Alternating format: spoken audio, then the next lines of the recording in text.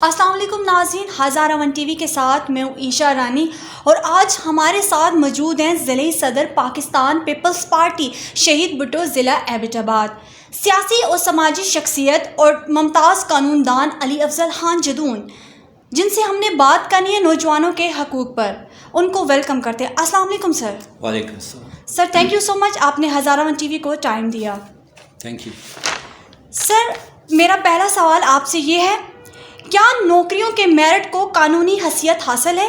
बिलफर्ज जिन नौजवानों का ये मसला होते वो मेरिट पर है लेकिन वो नौकरी नहीं हासिल कर सकते, वो किन कानूनी प्लेटफॉर्म के ज़रिए और किन कानूनी दफ़ात के मुताबिक अपील कर सकते हैं?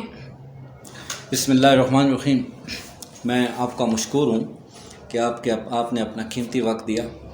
जो आपका क्वेश्चन है उसका बड़ा मुख्तसर सा जवाब यही है कि जो मुलाजमत है उसको कानूनी तहफ़्फ़ुज़ हासिल है और कानून के मुख्तलिफ जो कोर्ट्स हैं, जैसे हाई कोर्ट है, सर्विसेज मैटर के लिए कोर्ट हैं, सेशन कोर्ट्स हैं, मुकदमे की नोहियत के एतबार से ये तमाम अदालत हाई जो हैं उनको टैकल करती हैं। मैं ये गुजारिश करता चलूँ, मज़ीद इसमें आपके सवाल में ये बात शामिल करता चलूँ कि जो नौजवान है आज के, उसका मैं ये गुजारिश करता हूँ कि हुकूमत वक्त जो है वो इस तरह पहले भी उन्होंने किया हुआ है लेकिन ये इम्प्लीमेंट नहीं हो रहा कि आप कैटेगरिकली इस तरह के एक डेटा लें नौजवानों का कि इस वक्त मुल्क के अंदर ये नौजवानों की तादाद कितनी है, एक बात।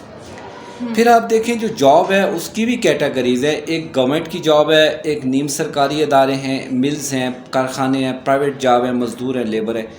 इनकी कैटेगरी के लिए जब आप एक गवर्नमेंट स्टेक होल्डर को जब आप जॉब देते हैं तो वो मेरिट के ऊपर आ जाता है जॉब के ऊपर। तो जो नीम सरकारी इदारे हैं और इससे हट के जो कारखाने हैं और जो मिल्स बनी हुई हैं, उनके लिए भी हुकूमत को चाहिए कि ये मरदमशुमारी के ज़रिए, डेटा बेस के ज़रिए जब ये डेटा कलेक्ट कर लेते हैं तो उसके बाद इनके लिए एक मनसूबा बंदी करें कि नीम सरकारी इदारे के अंदर एक मुलाजम जो है वो कैसे फंक्शन करेगा। बिल्कुल सर। इसी इसी तरह कारखाने और मिल्स जो हैं उनके अंदर उनको कैसे कंपनसेट किया जाएगा।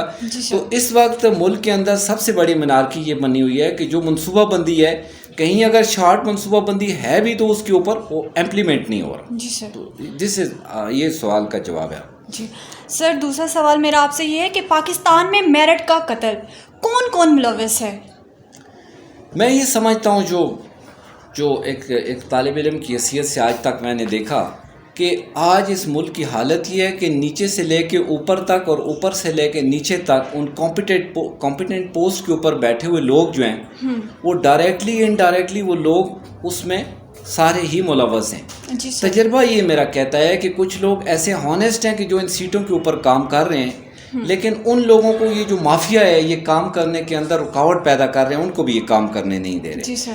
चूँकि ये जो मनी है ये कलेक्ट करनी है इन्होंने और नीचे से ऊपर तक ये एक तरीके से नीचे से ऊपर तक ये मनी ले जाते हैं। उसके लिए करप्शन जो है उसको रोकना इस वक्त एक बहुत बड़ा जो है वो इशू मुल्क का बना हुआ है। बिल्कुल सर।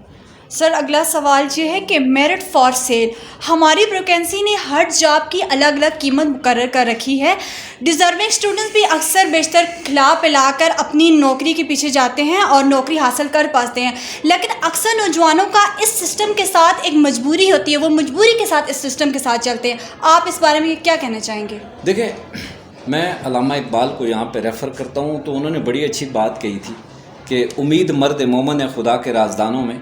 मुल्क इस वक्त बड़े ही ख़तरनाक पॉइंट के ऊपर खड़ा है। अगर ये माहौल हम बना लेंगे कि एक आदमी को हम पैसे दे रहे हैं और फिर वो जॉब जो है वो मेरिट के ऊपर बंदा या डी मेरिट है वो ऊपर आ जाता है, तो बड़े ही जो मसाइल हैं वो फील्ड के अंदर बन जाते हैं। तो मेरा जो अपना ज़ाती दिमागी तौर पे मेरा जो स्टांस है, मैं ये कहता हूँ कि पॉजिटिवली आप इसके ख़िलाफ़ प्रोसीड करते रहें।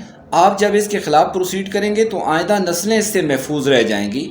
चूँकि एक बच्चा आप देखें बहुत गरीब है, उसके माली हालात नहीं है और वो इंतहाई लायक आदमी है, तो पैसे की बुनियाद पे जब हम पैसा दे के उसको जॉब दिलवाएंगे तो ये टैलेंट तो आपसे रह जाएगा। بالکل. اس لیے میرا اپنا ذاتی یہ خیال ہے کہ ایک مثبت سوچ کے لیے، ایک مثبت نظریے کے لیے سیاسی جماعتیں جو ہیں ان کو بھی اپنا ایک مثبت رول پلے کرنا چاہیے، اور اس میں سوسائٹی کا بڑا اہم رول ہے کہ سوسائٹی بھی اپنا ایک رول پلے کرے تاکہ یہ میرٹ جو ہے یہ ملک کے اندر دوبارہ سے ری شیڈیول ہو جائے. بالکل سر اگلا سوال میرا آپ سے یہ ہے، موجودہ حکومت جب برسر اقتدار میں آئی ایک بڑا ووٹ میرٹ بچاؤ کاز پر ملا، این ٹی ایس ہو یا ڈپارٹمنٹ ہو، اس کے اندر جو بھرتیاں آتی ہیں وہاں پہ سفارش اور رشوت کا جو کلچر ہوتا ہے وہ عام ہو گیا ہے، کیا یہ حکومت ناکام ہو چکی ہے؟ میں سمجھتا ہوں یہ جو ہے شروعی دن سے یہ جو گورنمنٹ ہے، میرا جو سیاسی اپروچ ہے یہ شروع دن ہی سے ناکام گورنمنٹ ہے، چونکہ اس حکومت کو بنانے میں کچھ تو عوام کی کوئی تعداد جو ہے وہ شامل تھی، اور کچھ ایسا ہے کہ ایک دوسری قوت پاکستان کے اندر ازل سے ہی وہ قوت اس ملک میں موجود ہے اور اس کا ہولڈ ہے، تو اس قوت نے ملی بھگت کر کے یہ جو حکومت ہے، جیسے اس کو سلیکٹڈ پرائم منسٹر کہتے ہیں، تو ان کو اوپر لے آئی ہیں. اس کی مثال آپ کو میں یہ دیتا ہوں کہ پاکستان پیپلز پارٹی شہید بھٹو کا یہ حلقہ جو ہے 38، اس سے ایک پولنگ اسٹیشن کا ریزلٹ جو ہے میں آپ کو ریفر کرتا ہوں کہ اس وقت جو ووٹ پول ہوئے ہیں وہ ان کی تعداد تھی 202 ووٹ، اور جب صبح وہ بندہ ریزلٹ لے کے ادھر پہنچا تو آفیشیل ریزلٹ میں وہ 2 ہی ووٹ تھے. اب آپ اس سے اندازہ کر سکتے ہیں کہ یہ حکومت جو ہے یہ شروع دن ہی سے ناکام حکومت ہے، کیونکہ اس کے اندر ڈیسیژن آپ دیکھیں کہ وزیر اعظم کے فیصلے کم اور کسی اور قوت کے فیصلے جو ہیں ان کا عمل دخل زیادہ ہو گیا. جی تھینک یو سو مچ، آپ نے سر ہزارہ ون کو ٹائم دیا اور نوجوانوں کے حقوق پر بات کی. انشاءاللہ نیکسٹ پروگرام میں آپ کے ساتھ پھر دوبارہ ملاقات ہوگی، تب تک اجازت دیجیے، اللہ حافظ.